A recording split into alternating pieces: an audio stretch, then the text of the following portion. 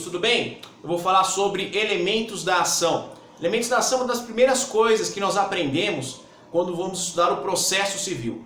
E o que seriam esses elementos da ação? Na verdade, os elementos da ação nada mais são do que 3 elementos que vão caracterizar, vão especificar a sua ação. O direito de ação é um direito abstrato, é um direito que está previsto na Constituição. Nós temos o direito de ação, o direito de petição, o direito do juiz adentrar o mérito e resolver os problemas, que é o direito de ação.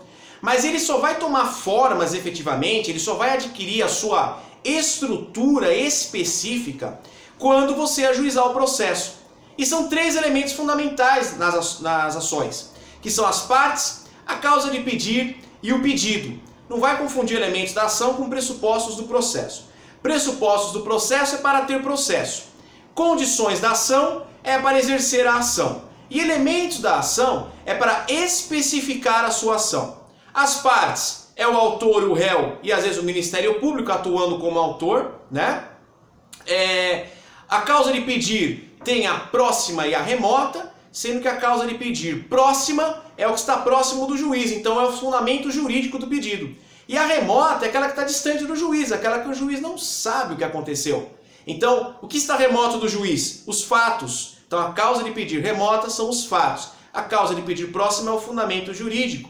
A causa de pedir remota, eu preciso provar para o juiz, eu preciso trazer para ele, porque está remoto, então eu vou provar o que aconteceu, eu vou demonstrar o que aconteceu.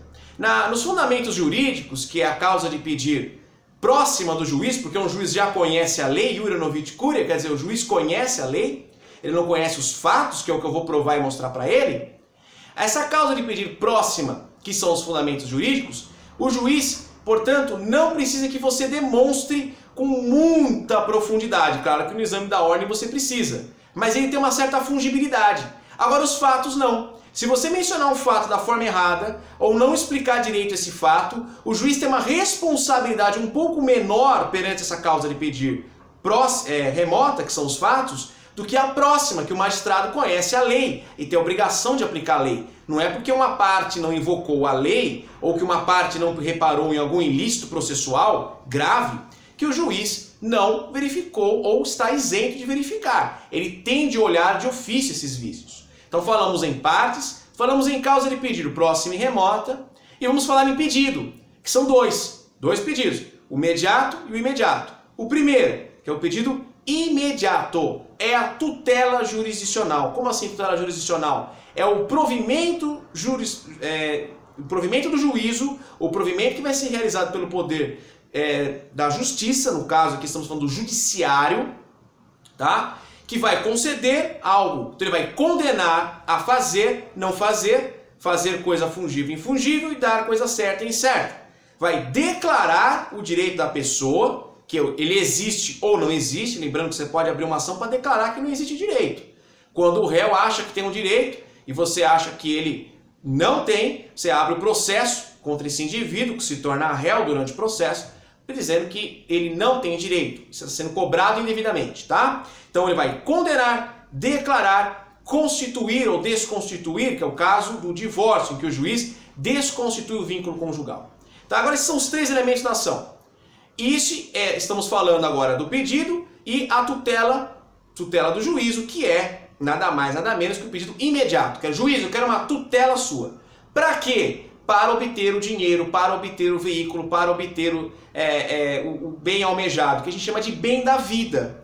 Então por que o imediato é a tutela e o imediato é o bem? Porque primeiro o juiz condena, para depois do cumprimento de sentença ou mediante o adimplemento da pessoa, ela ir lá e entregar o bem. Então, imediato é o que você quer lá, o bem da vida. Mas imediato é a proteção do juízo. Primeiro o juiz protege, para depois você conseguir o objeto dessa proteção, tá? Então essa é a ideia entre imediato e imediato. E para finalizar, para que servem esses 3 elementos da ação? Servem nada mais, nada menos, para eu estudar quando vai ter uma ação igual protocolada e quando tem uma ação conexa. Conexão é quando tem alguma identidade entre o pedido e causa de pedir. Claro que prevista em lei, com risco de conflito de decisão judicial. E para que serve então isso na prática?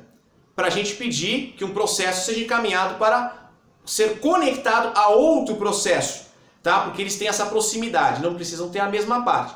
E também para saber quando houve coisa julgada, e quando tem litispendência. Coisa julgada, o juiz já decidiu. Litispendência, um processo idêntico está correndo na justiça. Se o processo é idêntico, ele tem que ter mesmas partes, mesma causa de pedido, o mesmo pedido. Esses são os mesmos elementos da ação. Se tem os mesmos elementos da ação, é a mesma ação. Se é a mesma ação, vai ter ocorrido a coisa julgada ou pode ser que tenha ocorrido a litispendência se tiver outro processo em curso. Coisa julgada se o processo acabou, litispendência se tem outro processo em curso. Esses são os três elementos da ação e são importantes para isso, para identificar a sua ação. Ele é o RG, o CPF do seu processo, tá bom? Um forte abraço para vocês, qualquer dúvida, mande para nós, se inscreva no nosso canal.